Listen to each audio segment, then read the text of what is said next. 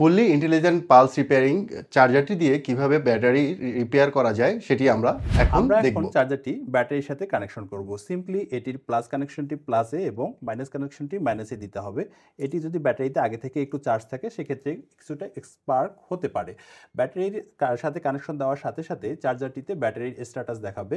এখানে দেখাচ্ছে এটি একটি 12 ভোল্টের ব্যাটারি এবং এটিতে কত ভোল্ট এখানে অ্যাভেলেবেল আছে ব্যাটারিতে সেটি দেখাচ্ছে 12.6 ভোল্ট অ্যাভেলেবেল আছে এবং টেম্পারেচার দেখাচ্ছে 27°C।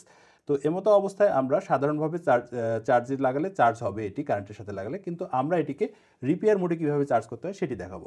সেক্ষেত্রে আমরা ব্যাটারি প্লাগটিকে কারেন্টের সাথে লাগিয়ে কারেন্টের ওয়ালের সুইচটি দিয়ে দিব। ওয়ালের সুইচটি দিলে চার্জারটি চালু হলো। সেক্ষেত্রে ব্যাটারিতে যেহেতু চার্জ আগে থেকেই আছে তাই চার্জটি বেশি সময় চার্জ নিল না, এটি বন্ধ হয়ে গেল। আমরা এখন কি করব, রিপেয়ার মোডে ব্যাটারিটিকে চার্জ দেওয়া শুরু করব।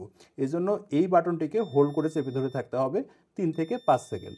এই যে এটি হোল্ড করে চেপে ধরে থাকার পরে ছেড়ে দিলাম, ছেড়ে দিলে এখানে REP লেখাটি আসবে, তখনই এটা রিপেয়ার মোডে চালু হয়ে যাবে। এখন আমরা প্রথমেই লক্ষ্য করেছি এখানে 1 আওয়ার লেখা ছিল। আমরা যদি এটাকে বাড়িয়ে 2 আওয়ার করি, 3 আওয়ার করি, এভাবে কত ঘন্টা ধরে রিপেয়ার করব সেই সংখ্যাটি আমরা বাড়াতে এবং কমাতে পারবো। এটি যেতে যেতে 12 পর্যন্ত চলে যাবে এবং 12 পরে আবার 1 ঘন্টায় চলে আসবে। যেহেতু ব্যাটারিটিতে চার্জ আছে তাই আমরা এটিকে 1 ঘন্টা রিপেয়ারের জন্য দিয়ে দিলাম।